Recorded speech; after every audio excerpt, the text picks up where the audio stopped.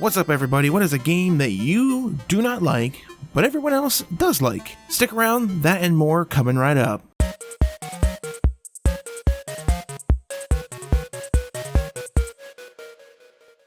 Hey guys, welcome to the JnB Boiz Podcast. I'm your boy. Yes, I love it. What? You really? Uh-huh. I'm your boy. No, you gotta say it's your boy. It's your boy, Jared. With your other boy, With Bubbz. your other boy, Bubbz. Say hello, Bubbz. Hey, it's your boy. I'll just say it's your boy. It's your boy. It's your boy. Okay. This is like you don't want to be too serious either. Like, Right. No, you you're wanna right. have fun. You're right. I feel good about this. That's a wrap. Good job, team. We're done. See you in a month. Goddamn. JnB Boiz Podcast, number 1, where we talk about games and nerdy things and all Music things, all the and things, everything. just pretty much all the things that we think is interesting, and we talk about it, or we're going to talk about it. Introduce yourself. Oh, okay. Like, yeah, it's your boy, Jared, is not really introducing yourself. Like, that's just like the intro. My name is Jared. You may know me from Jared Gaming, my YouTube channel, where I play indie games, horror games, and just anything that I think is cool. I am joined by my good friend, Bubbz. Please tell them a little bit about yourself. Hi, my name's Bubbz. I also run a YouTube gaming channel, though I'm not very active on it. I occasionally post stuff. Sometimes I live stream as well. My channel is called Bubbz Bub. There's a lot of bub going on in there. I do a lot more music than anything else. I have a solo project called Scarlet Thorns, and I am also working on a project with some buddies of mine called Yesterday's Headline. Cool. Yeah, he's the music man. There will be links down there, so make sure you check us out and follow us and subscribe to us and do all those things that people do because it's cool. There's going to be a list. Yeah. There's a long list of all the different things to be done. So, exactly. Make sure, like he said, to like and subscribe and follow and share and follow and share. Yeah, it's like that. It'd be like that sometimes. It's your boy. It's your boy, the JnB Boiz. Yeah, we are the JnB Boiz. If you didn't know what that stood for, that's Jared and Bubbz. Yeah. And we the boys. Yeah, so without further ado, I guess let's just dive into some of these news topics. Number one stop for podcast gaming news right here at the JnB Boiz Podcast. It's your boy! Starting things off, Konami, everyone's favorite X game developer. Most of you probably have heard of Konami. Konami used to make Metal Gear Solid games, used to make Silent Hill games. Hideo Kojima used to work for them. You may know him from creating those games and more recently Death Stranding. But Konami, not too long ago, stopped making games essentially and got into the what is it, pachinko? I always say it wrong. I have to actually look it up. Pachinko. Yes, they got into the pachinko business and just pretty much turned away from gaming in general. They I guess they leaned more towards mobile gaming. And I don't know if it's mobile gaming pachinko or if they are two separate things. I don't know that much about that. Honestly, my interest in Konami disappeared after they abandoned everything. But apparently now Konami has entered the PC gaming industry where they're making pre-built computers, starting at $1,700 and upwards. So yeah, I mean, it's just I don't know, to me it's kind of weird. Are they still doing pachinko? I'm not sure. I'm sure they are, because I'm sure that's still a big deal over there in Japan. But it makes me wonder if they're maybe second guessing their decision to abandon gaming in general and going towards pachinko, and maybe they've come full circle. I don't know. What do you think, Bubbz? Do you have an opinion on this at all? Well, I always really admired Konami for, games such as Metal Gear Solid and Death Stranding as of recently. I'm a big fan of Norman Reedus. You gotta go where the money is, and apparently Pochinki and PC builds are where the money is. I really don't have an opinion on it. I really only followed them ever so slightly myself. But with that being said, their games are very good, and They were good, yeah. With Konami and Hideo having a falling out, it's kind of similar to how Bethesda and Mick Gordon had a falling out. With the Doom soundtrack and stuff like that. You got to take a new route, and either that was working really well for them, or it wasn't. But now they've somehow managed to delve into the PC gaming world, and from what I've seen, I'm honestly not impressed. Like, there's so many other things that they could have done. Honestly, they're asking $1,700 USD on the low end. For the low end. And with that low end, you're getting an Intel i5 9400F CPU, NVIDIA GTX 1650 graphics card, 8 gigabytes of RAM, and 512 gigabytes of storage. That ain't nothing. I built my PC personally for way less than that with way more in it. So, I don't understand where they're coming from that. If they're trying to be a big game competitor, I feel like they're going to have to step that up if they're going to want to try and make a mark on the map. Because, honestly, a high price point with some very low specs is not a very driving bargain. Yeah, and I have to say, if the picture that I have here, and I'll throw it up there for listeners to see on the on YouTube, if you're watching this on YouTube, the machines themselves, if the picture I'm looking at is actually what they look like, it's kind of it looks it looks like a razor that you would shave your beard with as a like I had a razor that looked just like this, like a beard trimmer type of thing. It just looks weird. It doesn't look like a computer, and I don't know what they're going for, but it just looks like an oversized bathroom scale. That doesn't even tell you your weight. It just gives you subpar hardware with a lot of cost. That's a pretty expensive paperweight, to be honest, with all the stuff that's already in it. I'm not trying to knock them, but definitely got to step your game up and lower the cost. So looking more into this for their higher end, like the C700 that they're putting out there, you get a transparent side panel so you can look into your computer and see the RGB lighting. Bruh, I spent like $200 on my case for my PC to see my lights with a side panel.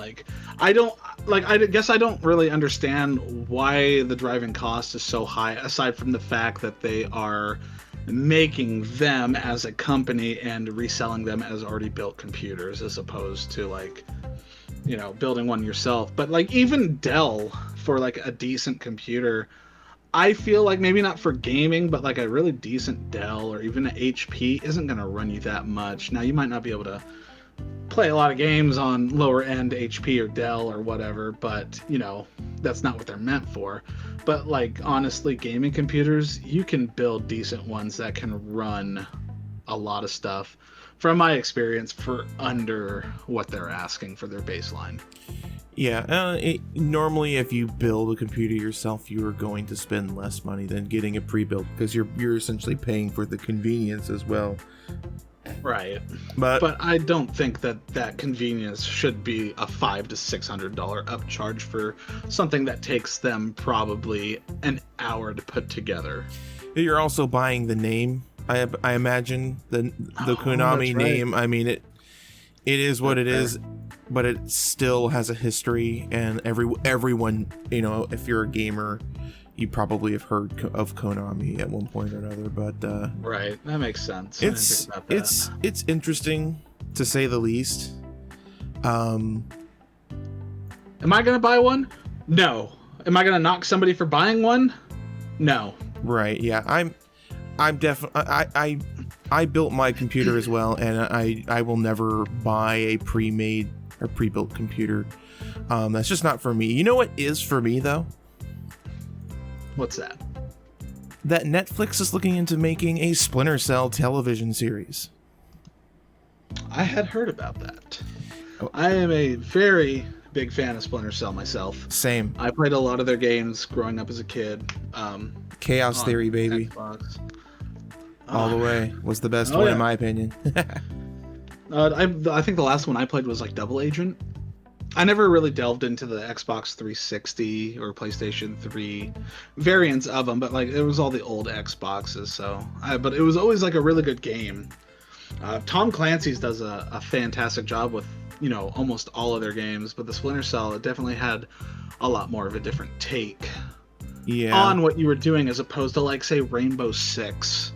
With Siege in mind here, because we're on year 4 of Siege because we got to milk it just like Grand Theft Auto and all the other big name games. So here's the caveat though.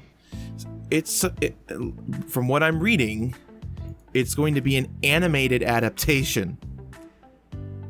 How do you feel now? Oh my god. I don't. I personally don't like that idea. I think that I don't either. If it's Tom Clancy, it's based to a fair degree. It's based in real life stuff. It's Navy SEALs and military this and that, and it's usually based in some semblance of a recognizable reality. So I think that it's more suited for a live action. So making it animated. I mean, that might not be the best call. It might not be the worst call, but I know for me personally, as like you said, as someone who's been a fan of the series, I've been a fan of Splinter Cell since the first game. I love the first game, and I love the others as well. So I don't know. I just don't know. What is up with Netflix and all their adaptations of everything as of late? Honestly, I get it. You want to get shows out there and make some money, but there's some things that need to be left alone. And honestly, I feel like personally, even whether it be an animated adaptation or a live action adaptation, for me personally, you gotta leave Splinter Cell alone.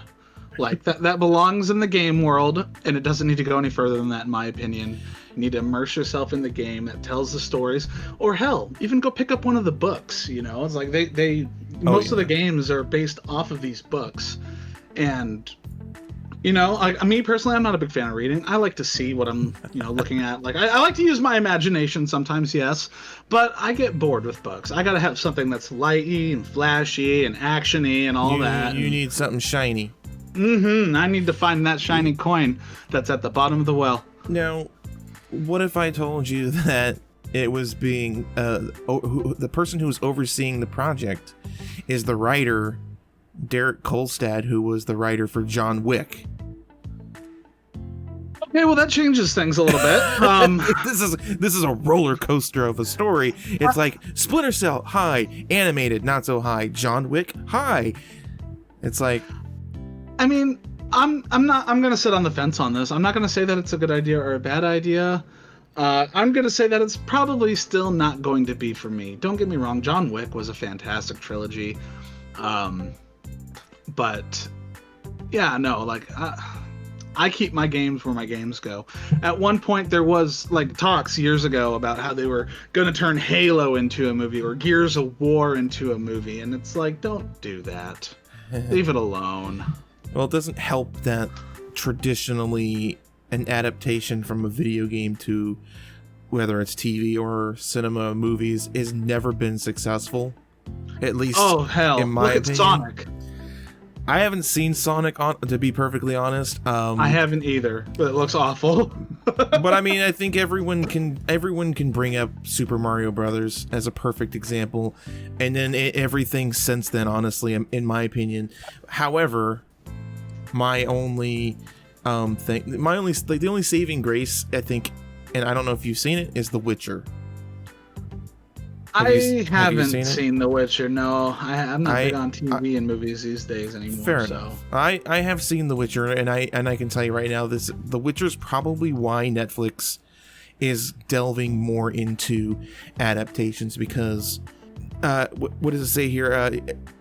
The Witcher has 76 million households and in 4 weeks watched The Witcher. I mean, that's huge. And I can tell you, as a fan of The Witcher, both the books originally and the games, The Witcher TV show nails it, in my opinion, quite well. Well, much better than any other adaptation to date, in my opinion, has ever come. I still don't know about the animated thing for Splinter Cell. I would love to see any of the Tom Clancy games made, whether Rainbow Six, Splinter Cell, Ghost Recon. There's a lot of good material there for some really good, military espionage, if you're into that kind of stuff. So I think I have to agree with you that I'm still probably going to be on the fence about it, and because I've always been of the opinion, especially when it comes to adaptations, like I will believe it when I see it. I know, I feel that too. Like, you never know. Like, people talk in these industries these days. People are throwing out way more than they can, chew on anymore. And that's like why most games and whatnot are in early access development now. I mean, I'm not trying to knock them for that. I mean, at least they're being honest about it. Hey, we're still in early access or whatever. But it's like, they're not releasing finished games anymore. They're doing a lot of other things with microtransactions, trying to get a lot of money and stuff like that. And so I feel like people are biting off more than they can chew, and then also getting greedy about it. I'm not saying that this is going to be like that, but you get the base up there enough, and they could go onto it and they could continue it on, and it could be great. And then it'll end up like something like what was it, Game of Thrones, or the last series, where the last season was just completely slaughtered. Yeah. And that's the biggest fear, is people taking stuff too far out of control as well. Jumping the shark. Yeah, some big name games, we bit off a little more than we can chew. We promised all this stuff. Let's go ahead and throw in all these micros so that we can get more money to do this, and then it not even come out all that good. And then, like with adaptations, we're going to keep on going for seasons and seasons. We're going to try our best to make it do, either you're going to hit a decline or you're going to mess something up along the way, which is my problem with it, and just let it lie where it sat, Yeah. But, I mean, it could be good. But it could also be bad. It's hard to say. It's too early to say. True, and it's interesting that you bring up early access games, because the next topic that I want to bring up is about a game that is in early access called Grounded. Maybe you guys have heard of it. Maybe you haven't. But yeah, it's essentially Honey, I Shrunk the Kids meets survival crafting. It came out 2 days ago, 3 days ago, I think, two or 3 days ago, and it has already reached 1 million players. And that's crazy. Yeah, it's made by Obsidian. You're probably familiar with Obsidian. They've got they got their claim to fame from, like, I think they did Fallout New Vegas, and more recently they did The Outer Worlds, thank you. So I mean, they're not a small developer, but they're not I don't know if I would call them a huge developer either. But I mean, 1 million players in 48 hours, and we've played it. Just a heads up to anyone listening, to keep your eyes open on my channel, Jarwood Gaming, for some Grounded play between me and Bubbz and our buddy Robin. Just keep your eyes open for that. So we played it. We played maybe an hour and a half of it or so, and it's I like it. Like it definitely has potential. Oh yeah, it's definitely early access. But it's definitely early access. Said it's not a bad thing though. No. It's in this case, I would say no. In this case, early access, it's just I think they probably saw how popular it was, because like a month ago on Steam there was a big thing where a lot of developers were making demos available, and Grounded was made available to actually play it. And I think when people were actually able to get in and play it, I think they realized what they had. You know, they realized that, oh, this is actually a lot more popular than maybe we thought it was. And maybe that was part of the decision to release early access as early as they did. But it's fun. I mean, I enjoyed it. I think we had fun playing it.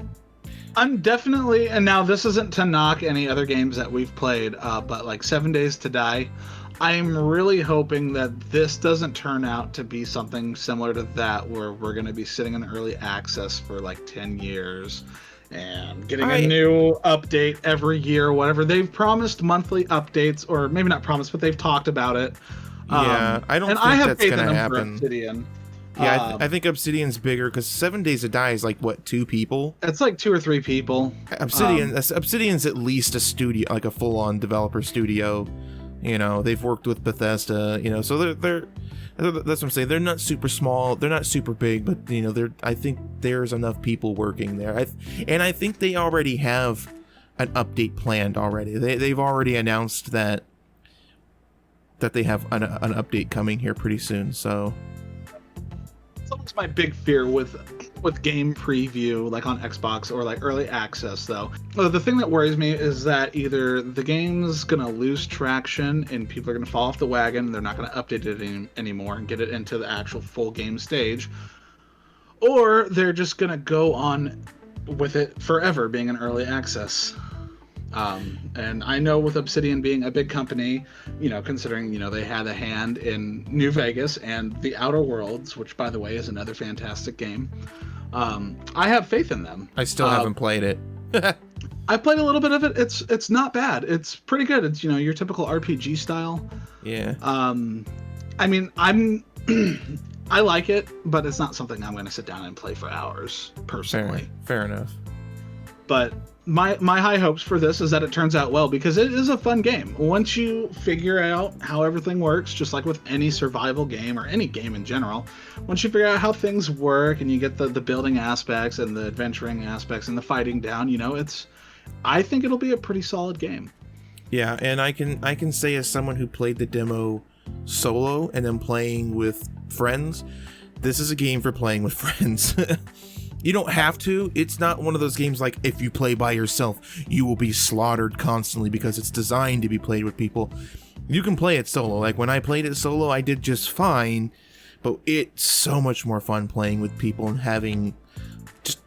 Everyone knows that playing with other people is just more fun. And it's fun to play by yourself.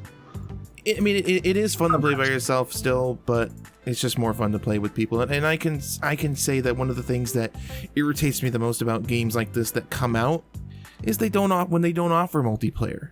And everyone, you can sit there and be like, you know, people want to play like Subnautica.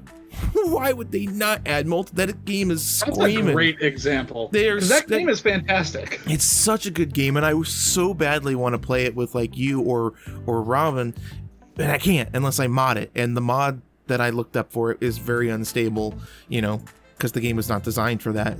But It's like, when I see games that don't include the ability to play with your friends, it's like, why would you do that? That's what everyone wants. It's not changing it. You're just making it more fun. I don't know. Some games, maybe it would change the dynamic if it's meant to be played, you know, by yourself and everything's scary or something. But I don't know. I can say without a shadow of a doubt that Grounded is definitely much more enjoyable with your friends, and I think it's cross-platform. I think it is cross-platform compatible with Xbox, Steam, and PC. Yeah, and PC, because when you play it on Steam, you have to log in with an Xbox account, which you can just go make one or whatever. Yeah. But like I primarily play on Xbox myself, So if I was to have this game on Xbox and not on Steam, I could easily just play with anybody, because it's all locked in through the Microsoft thing. There's other games out there, kind of like Rocket League, where they'll give you a specialized ID that is used for cross-platforming. This game doesn't do it because it basically just throws you onto the Microsoft bandwagon, even if you're not on the Microsoft wagon. It's pretty cool to see that this is starting to happen more, the cross-play. Because before it was either, you owned one, whether it's Xbox or a PC or a PlayStation, and you could Nintendo Switch. Yeah, and like how many times, like I've always been PlayStation, and like a lot of my friends are Xbox, so I can never play any games with them because it's like, well, I'm not gonna go spend $300 on a console to do that. So it's really, really nice to see the industry starting to embrace the cross-platform play, because I think it benefits everyone, honestly. The big thing with that too is like Steam or just PC in general. I don't know about Epic Game Store, but like, PC has always been kind of the, hey, we're open to changes, we're open to do anything. And PlayStation 4 and Xbox One, they were real far behind on that. But the next contender up for that was actually Xbox, where they were like, yeah, let's go ahead and do cross-platform between PC and whatnot. And so now they were building that bond together. And so now, like, yeah, you're still gonna have your console wars and whatever, but now people who are at one point separated from each other can now get back together, even though they've decided that they wanted to run different paths with their consoles or their PCs. Switch also jumped on that bandwagon with a couple of games, Rocket League being a big one. If you didn't already notice, I'm a big fan of Rocket League. But, they jumped in that, and PlayStation 4 was the last one to jump in there. And it still surprises me to this day that they actually did jump into that, because I never thought that they would. They've always seemed like the type of company that is hell-bent in their ways of not changing. Yeah, they're very stubborn. No, it's good news for everyone. So very good news. Definitely cool to see. And I know with the cross-platform of the actual, of Grounded, as it's building up with this cross-platform, I know this is kind of a Microsoft exclusive type of deal, and they've moved it over to Steam and whatnot, so I doubt it'll hit PlayStation. Right. But once more people start playing together and whatnot, statistically, I think that 1 million people that we got so far just within the 48 hours is gonna grow substantially. Oh yeah, especially considering the game, even though it's in early access, it's a solid game. I mean, I think we ran into a few issues, but I don't know if they were on the game's end or one of our connections, and we had some connection issues a couple times. But like, as far as the Walmart Wi-Fi, yeah, as far as the game is concerned, like, it ran smooth. Everything worked. It was intuitive. It was easy to figure out how to craft things and equip things and build things. And for being an early access, it's a pretty well-rounded experience already. So I can only imagine, however months in the future, or it could be years for all I know, with the way the industry is these days.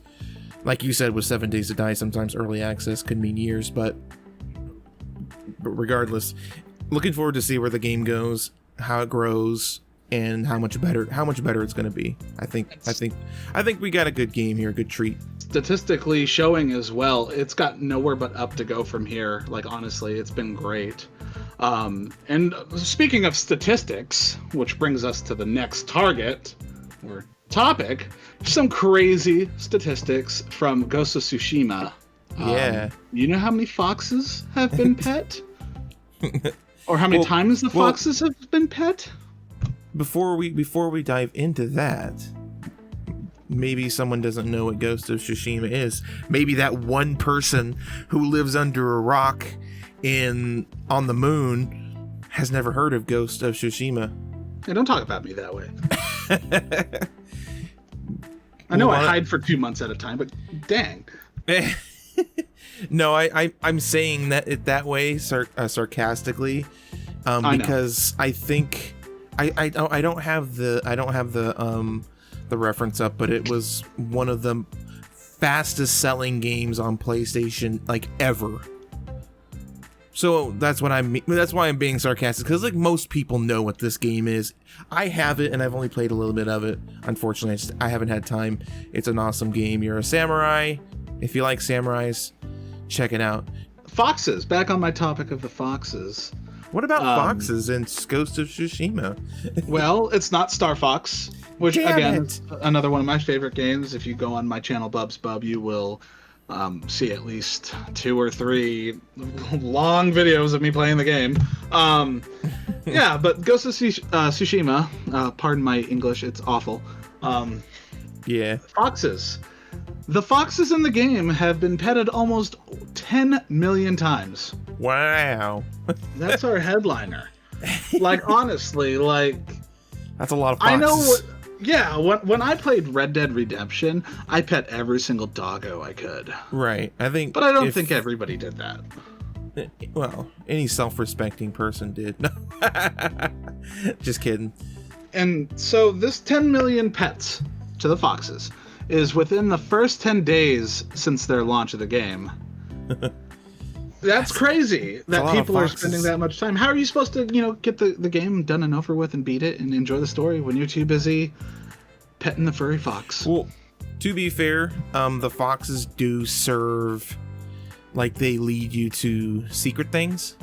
Oh. So, it is a part of the game, but it's still a lot of foxes to be petted. Aside from petting foxes, which, is the most important thing here, there have been, since the 10 days of launch, there has been 57.5 million duels. It's a lot of duels. Yes, it is. 810.3 years on horseback in terms of time. Jeez, that's crazy. I've got 375 hours on 7 Days to Die, period. Like, that's a lot of people playing this game and a lot of people riding on the back of a horse. Yeah. It's a big game, dude. It is a big game. I've only, like I said, I've only played a little bit of it, but you can see the whole map. It's covered up until you get there, but you can see it's pretty big. At least it seems big to me. It's like Red Dead Redemption big, I take it? I've only played like the first beginning part, so it's hard to say because the Red Dead Redemption map is a funny shape, whereas that's fair. Ghost of Tsushima is just like an island, so it's a little bit more uniform. Okay. I'd have to look up official data on that to make that determination. I wouldn't want to speculate. So there's been 810 years on horseback. There's been 15.5 million photos taken. And before you move on, I have to say that the photo mode in this game is incredible. It's freaking amazing. You can do everything. Like when you enter photo mode, like you can change the angle, you can change the time of day, you can change the weather, you can change whether or not the world is in motion, or you can freeze frame it. You can make it. You can give it like cinema bars on the bottom and the top. You can make it like black and white. You can do just freaking everything. So if you're a screenshot sniper, if you're all about taking screenshots and making thumbnails or making wallpapers, that not only is this game beautiful, but it provides you with the tools to take some amazing photos. It's like Instagram for samurai, essentially. I'll definitely have to check that out once I play a little more into it. Like you, I haven't had the time. But also, I don't really mess with the photo modes or the video modes in most I don't games either. I don't either. I just was really surprised how in-depth it was. And you don't see that in a lot of games either. Like, most of it's all focused on everything else. And, little things like, oh, hey, yeah, let's take this beautiful photo of this guy that you play as out here in the wild. And it's just beautiful, It's like, that's crazy that they really put a lot of detail into, secondary things like that. Mm-hmm. Mm-hmm. So yeah, there was the 15.5 million photos taken. There's been 6.4 million standoffs. 139.4 million enemies collapsed in fear. That's a lot of scared boys. They are cowards. They are peeing their pants. They have no honor. That's right. Well, maybe fear is honor. I don't know. Depends on I think it depends on the type of fear. I have a feeling in this instance it's they're just scared because you probably cut their friend in half. Well, I mean, yeah, I'd be scared too, honestly. Yeah. There's been 16.2 million onsen visits or visited. I'm not sure what that is personally. Like I said, I've only played like the first 5 minutes. It is a hot spring. It's Japanese name for hot spring. And well, okay, I'm sorry I'm interjecting with like each one of these statistics because you're fine. So the hot springs, like the first time I've only been to like one actual hot springs in the game. Like that's how little I've played the game. But you go to this hot spring and you can bathe in the hot spring to like rejuvenate yourself and everything. You go to this hot spring and you got a bunch of Japanese guys in like their little underwear. I don't know what the freaking underwear is called. They're all wrapped up and they're decent. Your guy just goes in butt naked. Oh, very good. I'm just like, there's little grandma like helping us in to the hot spring, and you're just like whoosh, taking it all off. Everyone else is all covered up and being like respectful, but you're just like, nope, I'm samurai, and I am.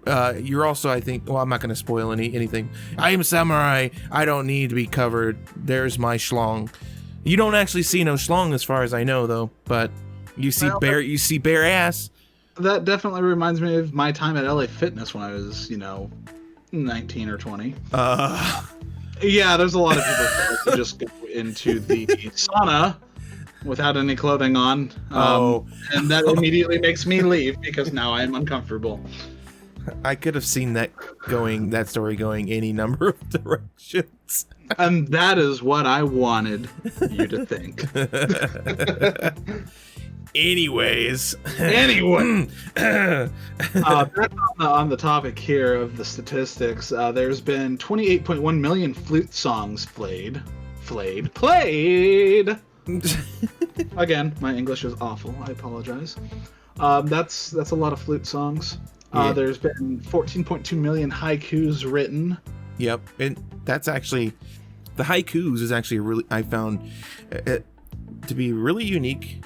And really kind of a cool feature of the game. Like you literally can write you write a haiku in the game, and it's really cool the way you do it. Like you essentially kneel down in the spot, and then you observe the tree or the rock, and then the sky or the earth, and then it just like creates this haiku, and it's just like, why can't I do this? And at the same time, I'm like, I don't really care. It's cool that I can. Maybe there's a practical reason I don't know yet, but maybe someone listening does, and you can let us know. But it's just, I don't think I've ever written a haiku in a video game before. I think that's cool. I mean, there was one time in Halo when I wrote a haiku with bullets. You did? No. I was gonna say that'd be awesome. I killed 5 people, then I killed 7, then I killed 5. Hey, that's clever. Yeah. Anyways, moving on. It only happened once. Hey, it only needs to happen once to be legendary. That's right. So we got 2 more statistics here. It's 17.1 million bamboo strikes completed. Yeah. And 37.5 million Inari shrines honored. So that's pretty crazy. That's some serious statistics. For what is now a little over 10 days, at time of, when everything was published for statistic-wise, that's pretty crazy for 10 days. Yeah. Like, honestly. I think it goes to show just how big the industry is when it comes to these. I mean, this is I would say this is a AAA game. Oh, yeah, no doubt. I've been looking forward to it. It probably doesn't sound like it because I've barely played it, but I've actually been looking forward to it for a long time. So, I mean, it just goes to show this, just the scale of this industry has become. How long people have been waiting for this as well, and the fact that there are so many people playing this game, and just this game alone, now that it's come out, it shows dedication, and it shows that, a game like this is worth every penny. Yeah. And there's a lot to be done. And I think it's really, to me, I think it's an incredible step forward. Like, Sucker Punch made the game. They're the developers. Their previous games, I don't know if you've ever played them. They're the Infamous games. Oh yeah, like Infamous Second Son. Yeah, you know, you're like I guess the best way is you're kind of like a superhero in a dystopian city and all that stuff. Pretty decent games. Yeah, I really enjoyed the first Infamous, and I played Second Son. I never played Infamous 2. But I mean, that's most of their games is Infamous and all the iterations therein, and they did the Sly collection, and then Ghost of Tsushima. Like, yeah. Oh, very good. Yeah. I didn't know that. Yeah, I don't know much about that, but other than that, yeah. And then they got Ghost of Tsushima now. Like, I mean, it's a huge leap forward for their company, and I think that the success of this game is going to. I can't wait to see what they do next. Honestly, yeah. Ghost of Tsushima is great, and I'm hoping they got some. You know, maybe they got some DLC in the works. Who knows? I don't really care, honestly, about DLCs that much, but I think that the success of this game and just it's proven that they're a company, you know, to pay attention to, for sure. Definitely, for sure. Because honestly, you know, like with a game like this, like these days, these big developers are doing anything to get your money. For the most part, I feel these days personally that big developers don't really care if you have a good experience with their game or not. I mean, I'm gonna go ahead and take a a jab at EA here. I'm not a big fan of EA. Got him. Anthem. It was a long-awaited game. Yeah. Honestly, like I looked forward to Anthem when I saw the trailers for it and how good it was. I played Anthem. I probably played 4 hours of it, and I was highly disappointed. And now they've ceased production on working on it, doing updates and everything else like that.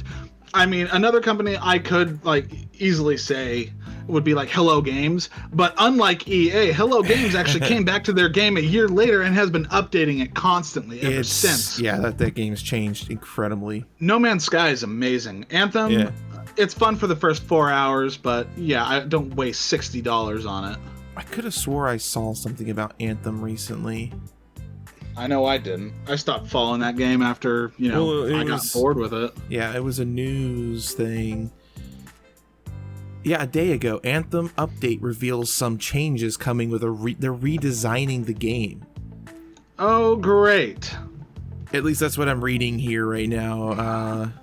Well, you know, if they had just made it the way that they needed to make it the first time, they wouldn't have to do this. Yeah, it says it's been a couple months, yada yada, since they started to look into what went wrong with Anthem and how they're going to fix it. So it sounds like who knows what it means by redesigning it, if they're just going to change how the loot drops or whatever. This game breaks my heart because I love BioWare. You know, I'm a big fan of like Mass Effect and Dragon Age and just a BioWare fan. And same, I was looking forward to this game for a long time, and I've maybe played like maybe a couple hours. And it's just like, it's sad though. Like EA is a very big problem in this sense. I mean, I'm not knocking all of EA games. As a company, I'll knock them left and right. Like, they're pretty shady. They've come a long way from back in the day, and they've gotten a lot shadier. But a studio like Sucker Punch with Ghost of Tsushima, like, it is a fantastic game. It's golden. You know, everything looks good in it. It plays well. And, you know, that's something that people as gamers need these days, is finally a good game. Because most of the games that come out these days are either early access, like we talked about earlier, or incomplete, or they just are awful. I mean, not all games are like that, but a lot of games these days seem to be running that route. Yeah, it's unfortunate. Which now I understand why you stick to mainly indie games. Because, well, you know, independent developers actually, they give a crap about their product and appeasing the fans and making something that's good. They give a crap, but they also have creative freedom. And I think, like what you're saying with EA, and then like with Hello Games, and I think Sony is to blame for their mishaps, just like EA is to blame for a lot of their game mishaps. You got these really talented developer studios that are bound by deadlines and contractual whatever by these larger companies like EA and Sony Interactive. It's like you got these insanely talented studios that are probably not able to do the things they want to do because they just don't have time, or they don't, they have to focus on one thing over another thing. And indie games, you don't have that. You got indie games, you like 7 Days to Die, you got like 2, maybe even 1 person sometimes on some of these games working in their bedroom after school making games. And I'll tell you what, I've played some amazing indie games that have blown me away, and some indie games that I would consider to be better than most AAA titles. And I think, honestly, the future of gaming lies in indie games, because that's where the creativity is, and then they're just not restricted. They can essentially do whatever they want because they don't have to worry about someone pulling the funding on them. They don't have to worry about meeting deadlines. They just like, oh, I want to do this. I had this neat idea, or I had a dream about this. I'm going to turn it into a game. Boom, you've got a game. Next time you decide that you want to buy the same Madden game 5 years in a row, I hate that. and go out and get an indie game like 7 Days to Die. Like I'm not gonna lie, I know I bring this up a lot. It is by far one of my favorite PC games, and I'm not trying to knock Madden either. I mean, I'm not a big sports ball fan myself, but I'll play a couple rounds here and there. But like with WWE or like 2K basketball, it's all the same game, but it's released every year as a new game. And if you've ever seen WWE 2K20, it is awful. Like, honestly, like 15 and 16 were way better. That's the last 2 that I played, but they were way better than that. But get something like, like 7 Days to Die, if you're into like the survival horror or whatever. I can safely say that I have 100 hours for each alpha they've released from 15 up. Like, I've got alpha 15 on Xbox, which I played probably about 100 hours, 16, 17, and 18 on PC. Playing those alphas and just really getting to know the game, and then they do the changes and stuff, and they got the 19 coming out. I mean, even Jared can speak for me when I say this. I mean, we've got a lot of hours on just one little world. Mm-hmm. Now, it might not be 100 for both of us or for him or whatever, but I know I've got, with all the other things that I do with the game, whenever I do play it, whenever I get deep into my 7 days craze, I've got about 100 hours for each one. And I mean, for some people that's not a lot, but I mean, honestly, for a $25 game, that's not bad considering that's a lot of hours. It's a lot of hours for a cheap game like that. And I don't mean cheap like quality, I mean price. Yeah, it is a pretty good game. You should pick it up on Steam. It's like $25 or $30 or whatever. Not a sponsor. Not sponsoring or anything. Yeah, we're not sponsored by them. We just like the game. It's just one of my favorite games. Kind of like Guitar Hero. Yeah, go out and go on eBay and get you a $70 Guitar Hero, or maybe even more if it, depending on if it actually works or not. And yeah, just play some of that. I've got my favorite types of games and games that I stand by, and that is definitely one of them. You know what some of my favorite games of all time are? What's that? Indie games? No. Before indie games, my brother. Before indie games, my jam was Nintendo 64 and like those time period of games, like Mario 64. What's that? Like NES, Super NES, and N64. Yeah, Game Boy. old school gaming. Star Fox, Legend of Zelda: Ocarina of Time, Mario 64, and something interesting has happened recently. There was a very large leak of like old Nintendo source code and internal documents and stuff like that they're calling it the Gigaleak because it was like gigabytes of information that was released on a lot of, I don't think it was anything recent. It was all like old games like Super Mario 64 all the way back to like original Zelda games on the NES and stuff. That's old prototypes and stuff like the source codes for like Star Fox 2 and stuff like that. All from the Super Nintendo and Nintendo 64 eras. Yeah. And I don't know, it's like it's really cool because like every now and then I get on a nostalgia kick and I'll play, you know, Ocarina of Time or, you know, or what, just something, you know, of that time period. And so much of my early gaming growing up, like my first console was actually a Nintendo 64 because the consoles before that, my folks never saw the value of them because they were, you know, 8-bit cheesy looking graphics like this. There's nothing that, not knowing what goes into making that, didn't seem very impressive. But when they saw the 3D graphics of N64, they're like, holy crap, that's impressive. And then I got one. So that was my first console. So like Nintendo 64 is a very special place in my heart. And seeing this pop up recently, of all the different things that could have been or would have been, it's just really interesting to me, and I know it's interesting to a lot of people as well who feel the same. I grew up on Nintendo myself, though. I actually didn't get past Nintendo until I was in like the 4th grade. I was strictly Nintendo growing up as a kid. Up until like before I was 3 years old, I had a Nintendo Entertainment System, the original NES. And my first game that I ever played was the Super Mario Brothers / Duck Hunt combo game that they had. Nice. So I had the little gun and the little controller, and, you know, being 1 or 2 years old, my parents, you know, they sat with the cartridge. Because a funny story here in just a second with that. The cartridges, you can't exactly break the cartridges as opposed to like PlayStation 1 CDs and stuff like that. But at that point, they didn't have PlayStation 1 or N64 just yet, you know, until or I was CDs. about 3 years old. Well, no, they had CDs for like music and stuff like that. Yeah. Okay. We're talking like 1993 to 1996. Okay. Sorry, I'm dating myself, I guess. No, you're good. But so like we were always the cartridge kind, and this is where the funny story is. You're the cartridge family. Yeah, we're always the cartridge in a pear tree or whatever. But when I was a kid, I ruined my father's CD collection.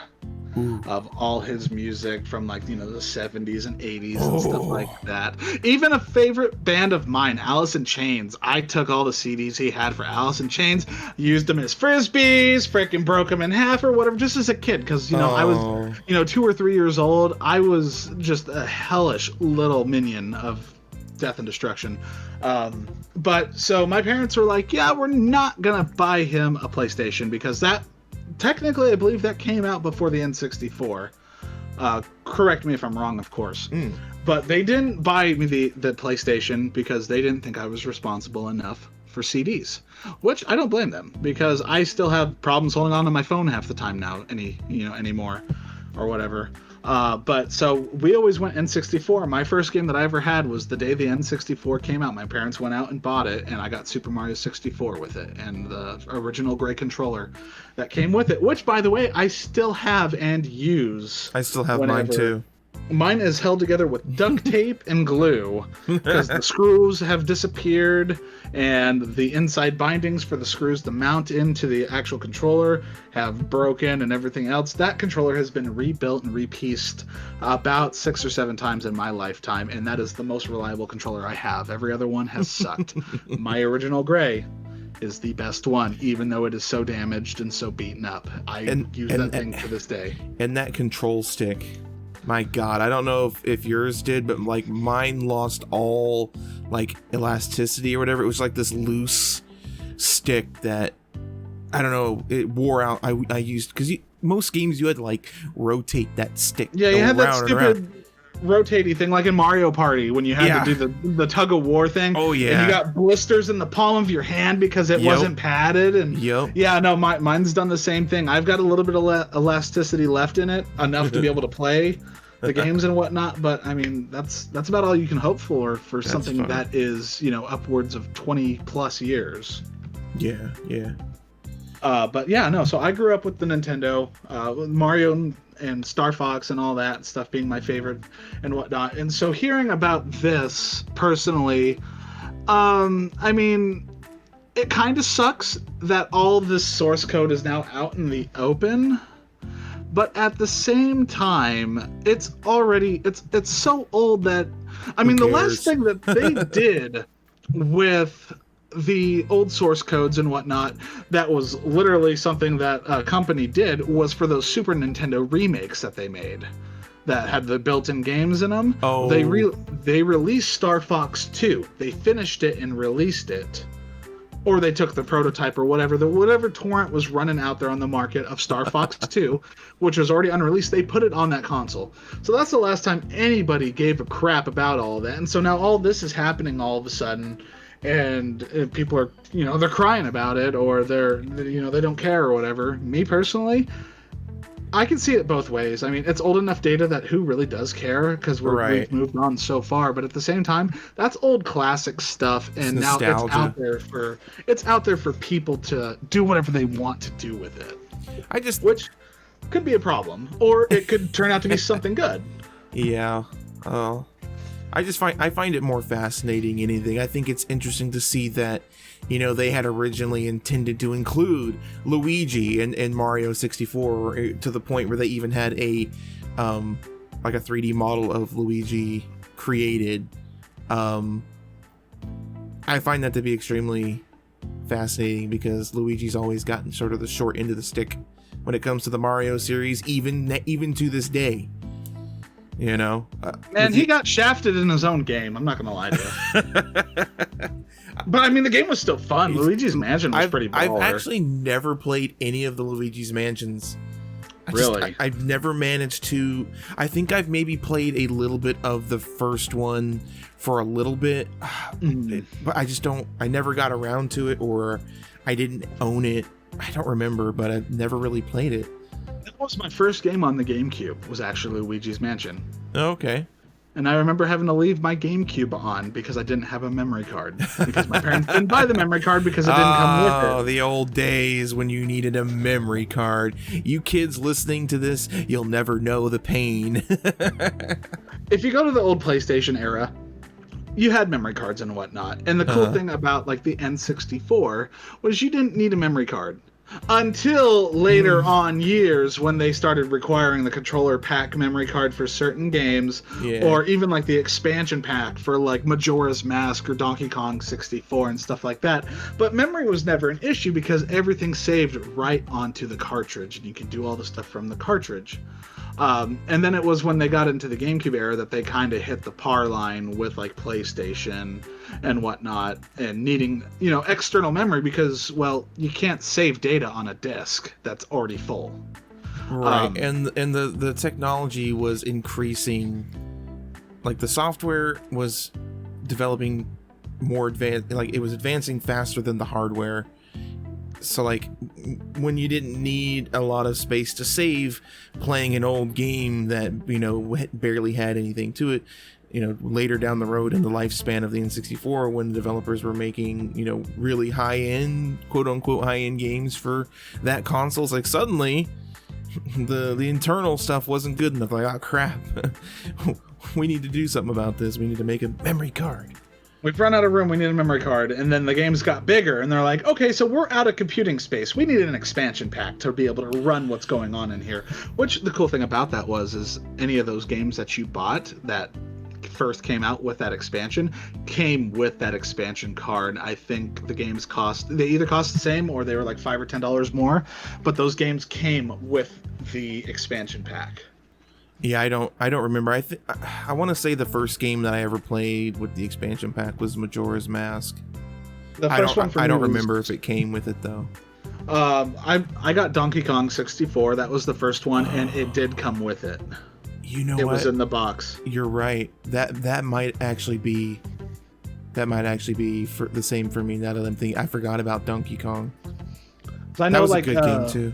It was. It was one of my favorites. I've actually to this day still never beat it. I got to the final boss, the final battle, actually, in the final boss, and I could never beat it. And I hated that boss. But I'm not a big fan of boss battles in general.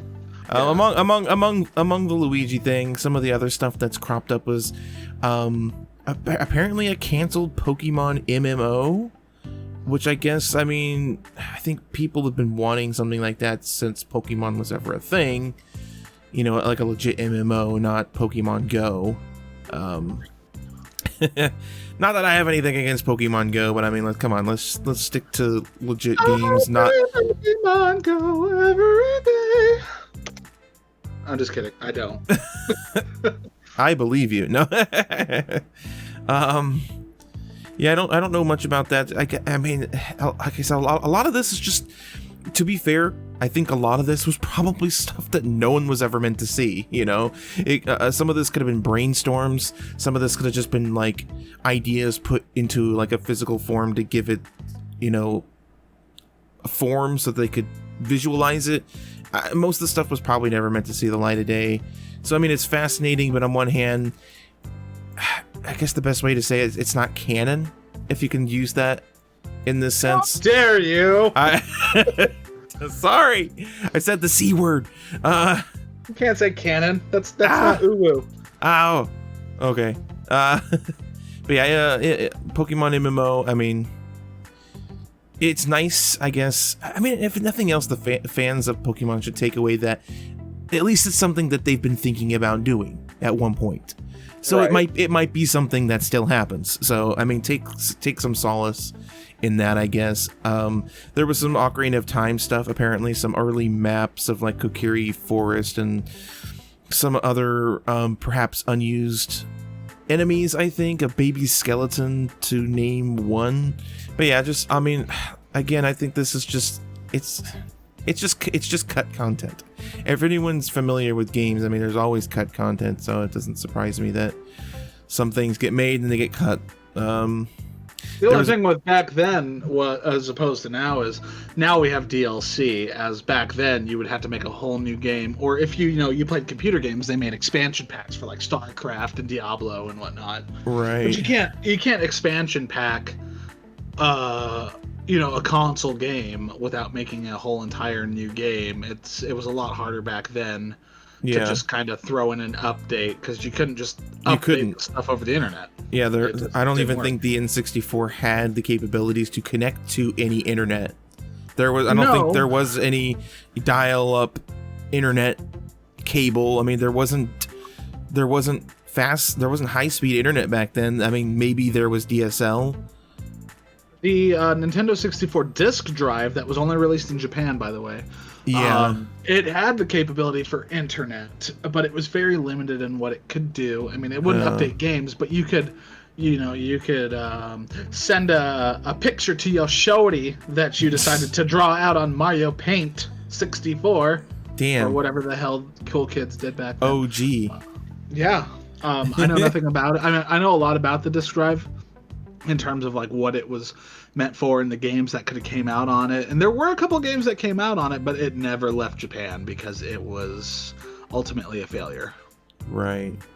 So if you're ever wondering on the bottom of the Nintendo 64 what that little slot that looked like a cartridge slot was for, it was for the disk drive. It was basically an extension of the console that took discs. Nice. And it failed. Not nice. Not nice. But I mean, that happens. And so, you got a lot of cut content that they couldn't do anything with. And this happens all the time, even nowadays with game developers and stuff like that. They'll be working on a game, they'll think it's solid, and then they'll cancel it. A good example of that is, if you remember the old Prey game from 2006. Yeah. The game was fantastic, by the way, for what it was. It was real good. They were making a Prey 2. Where you played as a bounty hunter in that same space complex that abducted the main character from the first game. Yeah. I do believe. Yeah. And then they, for whatever reason, they cut it, and I was looking forward to that. Yeah, a lot of people were. And then they created Prey, which has nothing to do with Prey. Right. Yeah. I mean, it just had the name. Concept, but yeah, all it had was the name. It was a completely different storyline, and I never played that either, actually. Like I had no interest in it. I don't think. I don't know. From what I played on it, it was okay. It wasn't my kind of game, though. I also bought it in the double pack with Dishonored 2, so... I should play it at some point. I probably should give it a chance. Well, I mean, that's about all you can do with games these days, is at least give them a chance. That's my biggest problem, is I don't give a lot of games a chance. Right. You're just like, nope, this sucks. I'm done with it. Like, yeah, no, I like Rocket League. Let me play for another 52 consecutive days. Which, by the way, I have done. Anyway. So yeah, I mean, back then, things were a lot tougher than they are now. And for all this stuff to be leaked out, from where it wasn't supposed to be, could turn a lot of heads, in a sense. It could be good for the modding community. But at the same time, it could be bad for Nintendo, because now you've got a lot of loyal fan base from back in the day who are like, you had all these cool ideas and you never went through with them, and you've never thought of going back through with them. What the hell? Yeah, I mean, I think if anyone gives that much of a crap about it and it has that strong of an opinion about it, like, how dare you? Like, get over it, dude. I mean, they'll need to speak to the manager at Nintendo. Yeah, that's right. Karen's inbound. Nuclear launch detected. Nuclear launch detective. Here comes Karen. I want to speak to the manager. But yeah, no, we mean no offense by that. I do no. That's just a stereotype. Yeah, it's just the meme. This is just a meme. Calm down, Karen. But yeah, there's the list just goes on. I mean, there was Mario Kart stuff, there was canceled Zelda stuff, and a Zelda 2 remake stuff, and more Pokemon stuff, and I mean, it just goes on and on. There different designs, like I would call even concept art for like Yoshi designs. It looks more like a legit dinosaur versus Yoshi. From Yoshi to Yoshi, really quick. Yeah, Bowser with legs instead of nubs. With claws. Yeah. So I mean, it's a lot of just and your favorite thing, the Luigi sprite giving the middle finger. Oh yeah, that's which is an actual unused sprite that they found in the data for Super Mario World. It's Luigi giving the middle finger. It's almost like they knew back then that Luigi was going to get screwed over for, years to come or something. I don't know. His name's not Luigi, it's Mario's brother. That's right. The Mario brothers. Yeah, you got Mario, and then you got his brother. the green one. The green one. Yeah.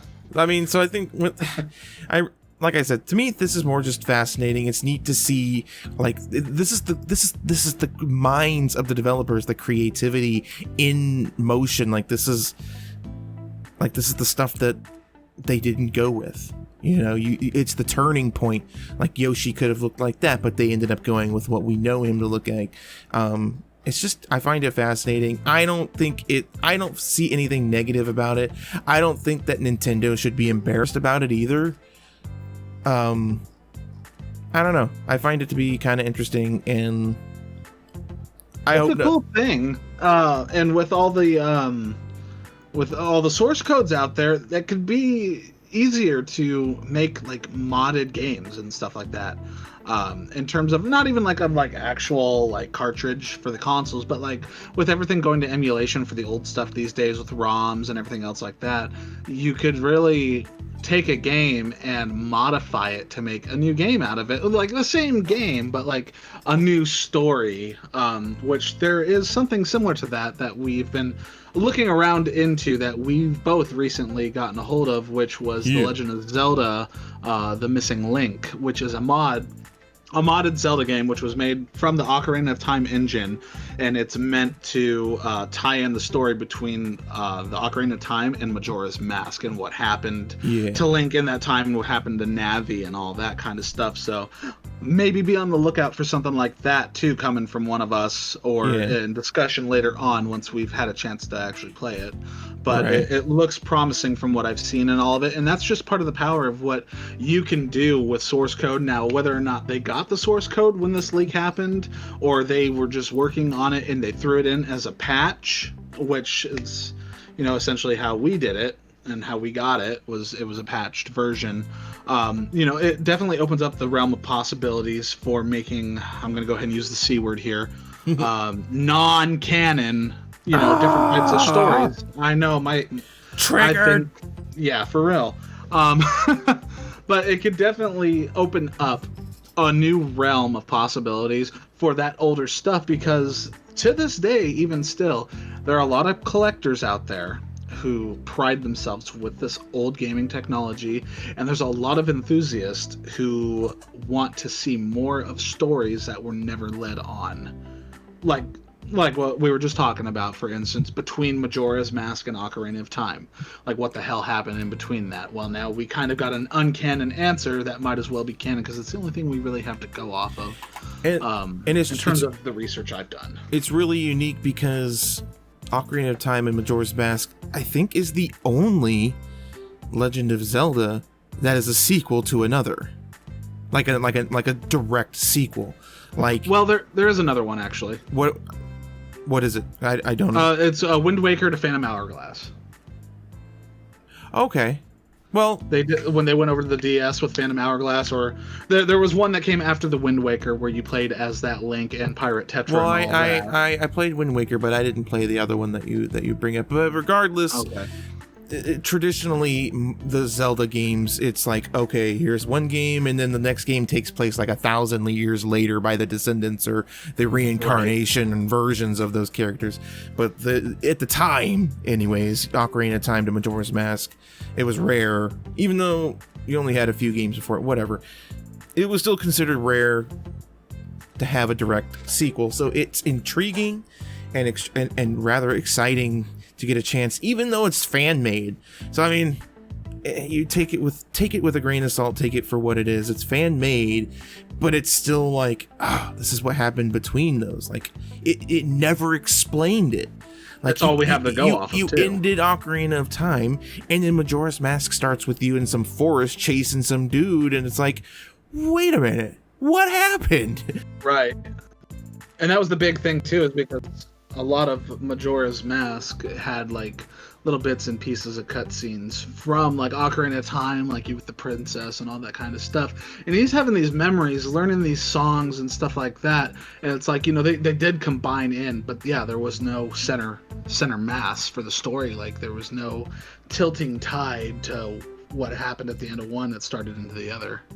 Yeah, I'm looking forward to playing. I don't know if I'll do a live stream of it or if I'll just do regular like videos on it. I haven't decided yet. I don't know about you. You probably live stream it, won't you? I might do a live stream on it when I find my controller to play emulated games.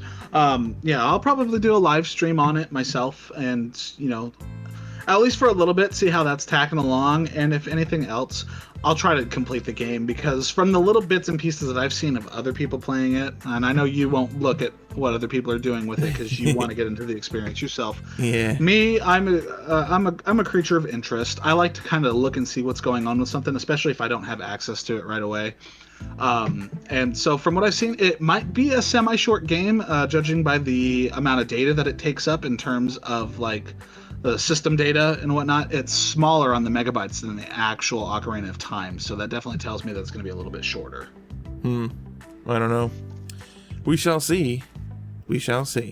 Well, I think that brings us to the end of our news topics, I think. I'm sure there's plenty of other things that have happened, but I mean, we could probably talk about news till the end of time. So moving on from that, the topic of discussion, the main topic of discussion that I'd like to get into is, and it's a question, and it's posed to you and me, and it's posed to whoever's listening. You feel free to chime in the comments for anything during, about this podcast. But the topic is, what is a game that everyone loves or likes, but you don't like or hate it? So I'll let you go ahead and take this off, Bubbz. Okay, that sounds good. I can go ahead and do that. Because I think you had something in mind before we started. So So a game that everyone loves, as far as I could tell from my gaming experience throughout the years, but I absolutely hated was honestly Call of Duty. Up until just recently. I played the Call of Duty games as a kid growing up. They were okay, you know, whatever, you know, it's a war game, you know, shoot the bad guys and whatever. And, you know, it's like, I never really grew up in a military family myself, so it's like I was kind of interested in them, but at the same time, it's like everything was seeming to be the same. The last Call of Duty game that I had played in the past was, I think it was like Black Ops, and before that, I played all the ones before that, so like, you know, Call of Duty 1, 2, 3, 4, World at War, and Black Ops. And I didn't care for any of the games after the original Modern Warfare, Call of Duty 4. I do believe I played a little bit of Modern Warfare 2. I didn't care for it personally. Basically, you know, Modern Warfare 4, the first one, Call of Duty 4, was, you know, that was the game. That was the end of the line for me for that series, because like sports games, they're releasing a new one of these almost every single year.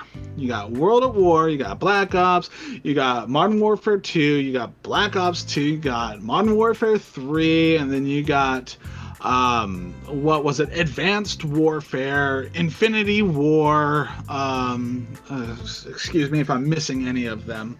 Yada, yada, yada. Yada, yada. Call of Duty. Call of Duty. It was just the same shit every year. Like, oh yeah, we went back in the past, or hey, we're going futuristic now, and it's like, yeah, this is great. And then they released the remastered Call of Duty 4 Modern Warfare, and I was like, okay, that's pretty baller. I never played it though, because at that point I'm just so numb to Call of Duty that I'm like, I ain't gonna do it. I'm not even bother with it.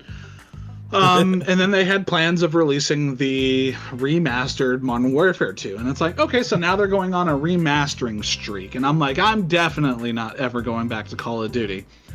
And then this new one came out, which is just Call of Duty Modern Warfare, which is 2019's Modern Warfare. And I was thinking at first, when I saw it, I'm like, okay, this is going to be the same thing over again, except it's going to be like a rehash or some shit like that. Turns out this one actually is the one before Call of Duty 4 Modern Warfare. So this is the prequel or whatever, unofficially, I guess, or officially or whatever. I was so impressed by the story and the details, the action that was involved, the backstories to the characters, learning of these characters that were then in those next games. It just, like, it intrigued me because the stories were really good, in my opinion, and other people have varying opinions, but this is one of those games that brought me back to Call of Duty, surprisingly. For me, the missions, they were objective focused, getting done what you need to get done. There's a lot of action involved in them. And they were short enough to keep my attention span on them, because I have ADHD, so if stuff starts going on forever, like Battlefield, where, hey, yeah, no, this mission's going to be about an hour and 15 minutes. Yeah, I'm usually done by the first half hour, and I'm like, I'm not playing this anymore. The missions were short enough where it's like I could pique my interest, but they were also long enough to continue the story. The loading screens into the next missions with the cutscenes and everything else were flawless, in my opinion, where everything just kind of melded into one. You'd finish a mission, it would do like this cutscene thing, it's already loading the next part of the game, and next thing you know, you're in the middle of a cutscene, you're going straight back into the game, and now you're in first person again. And it blew my mind that, you know, it's like that it was so flawless in that aspect. And that's just in terms of the single player. I was impressed with it. And then on top of that, the multiplayer, I played a lot of the multiplayer. I'm not going to lie to you. It's about the only thing I play anymore these days, aside from Rocket League, is now Call of Duty. The multiplayer was fun for a little while. But I'm more drawn towards Warzone, because it's not the same small maps. It's not the same regular freaking people drop-shotting you every 5 seconds because they're sweaty tryhards and I need to get good, apparently. But yeah, you know, it's like, you know, that the multiplayer was good. They had some cool stuff in there, like Infection or Gun Game and stuff like that. It gets old fast. Just like with anything, it gets old fast. I like Warzone. Now, Warzone is free to play. You can just download Warzone, but, you know, you're looking towards, like, if you're playing on Xbox, I know for fact it's about 100 plus gigabytes just to download. Yep. So, yeah. Same for the PC. I mean, you never know what's going to happen when you're out there. I mean, yes, it's a battle royale, but I think, in my opinion, it's one of the better ones. Overall, like, I hated Call of Duty up until, you know, like, between after 4 and up to this one brought it back. So this is a game that I hated that I now like again. I won't go back and play any of the other ones in between.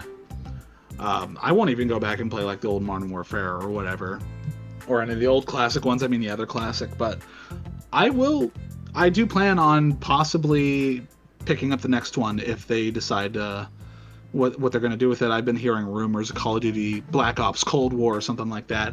I'm going to look into it first, but if they do make another Modern Warfare that takes place after this one, like an actual redone, like a rehash completely of the actual 4th game, like that leads on from this one, I will be picking that up and playing that. Yeah. Cool. So what you're saying is that you hated Call of Duty, but now you like it. Yeah, essentially. So, okay. I just talked for half an hour about it, but yeah. What about you, Mr. Jared? Well, mine... It better not be Rocket League. It's Rocket League, man. Damn it! Such a stupid-ass game. No, I've never played Rocket League, so I wouldn't say that about something that I've never played. The one game that sticks out to me, everyone seems to love, but I just don't.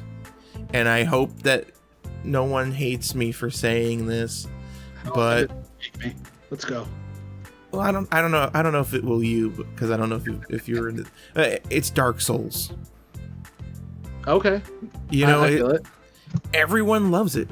Everyone it's so hard, but it's so rewarding. Blah blah blah.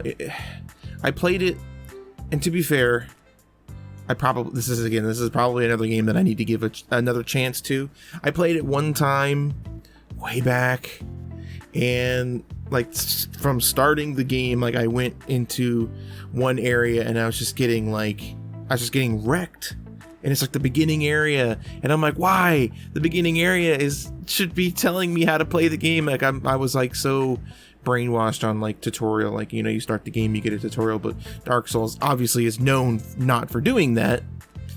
But also the fact that Dark Souls it's just about the boss fights. And I have one of my other like sort of controversial opinions is I don't like boss fights. I don't think they add anything to the game. I don't think they add anything to the story. You know, I kind of was over boss fights since like the Super Mario days, where it was like 3 hits and they're beat. It's like, why did I spend time doing this? You know, to me it's just a whole game that is about boss fights. When I already don't like boss fights, it was doomed to succeed in my mind. Even though it's a highly successful game, and lots of people like it, I've just never liked it. I've never been able to get into it. I can appreciate aspects of the game, like it looks pretty, looks cool. You know, there's really dark, gothic tropes about it, and it just, you know, there's a really interesting lore behind it, and I even wish that I could get into it because it seems interesting, but I've just never been able to get into it, and I've never cared for it. I feel it, man. Yeah, it's just one of those games. It's honestly, not my thing. For me, Dark Souls, I'm the same way. Like, not for the same reasons, though. Like me, I like being able to know where I need to go and get stuff done. I mean, I don't mind being put on my own to do stuff occasionally, but a whole game where you're just trying to figure yourself out and figure out what you need to do, it reminds me of freaking Morrowind. Now, don't get me wrong, Morrowind was great, but like, I didn't go too far into it because it's like, hey, you need to read this whole book just to find your way to this little dungeon to kill this dude, to go read another 5 books to find where you need to go. And it's like Dark Souls and Morrowind. It's one of those games that I can't play, but I like to watch other people play. Right. Yeah, can't say that I've ever derived much entertainment from watching it either. It's just, I don't know. I really can only watch games if I'm actually interested in the game itself. There's no common ground, I guess. Otherwise, there's nothing to draw me in. So the fact that I'm just not interested in Dark Souls, or I've never so watching someone play it is really of no interest to me either. So I've got a couple of different reasons why I like to watch people play Dark Souls. One of the big ones for me is the music. I like the different soundtracks and stuff like that they have for like the boss fights and stuff like that. Okay, fair enough.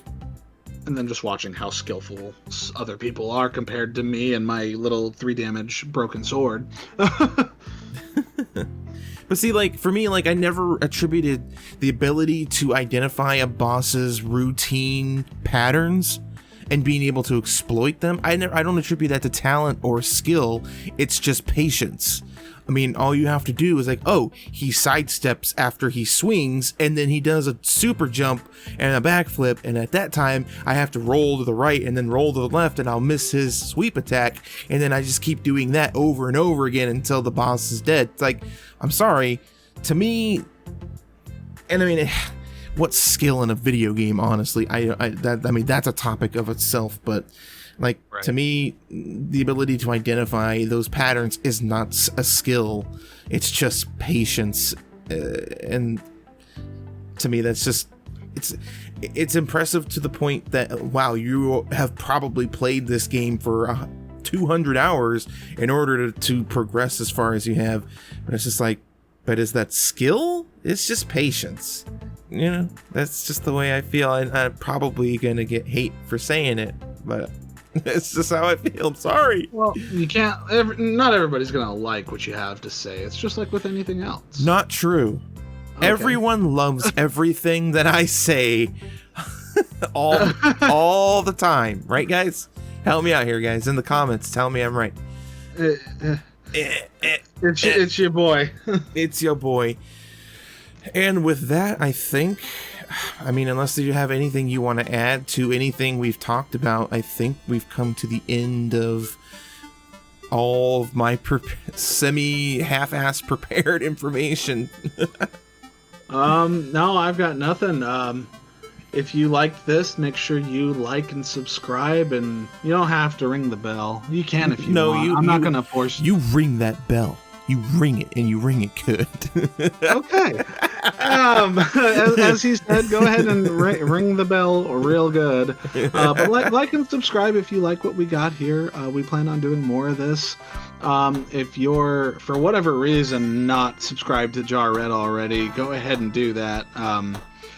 And feel free to subscribe to me as well if you'd like. You don't have to. I'm not too worried about it because I don't honestly post a whole lot. But a little bit of subscriptions never hurts, but that's completely up to you. But if you like what you see, and definitely come back for some more when we decide to throw some more stuff out there.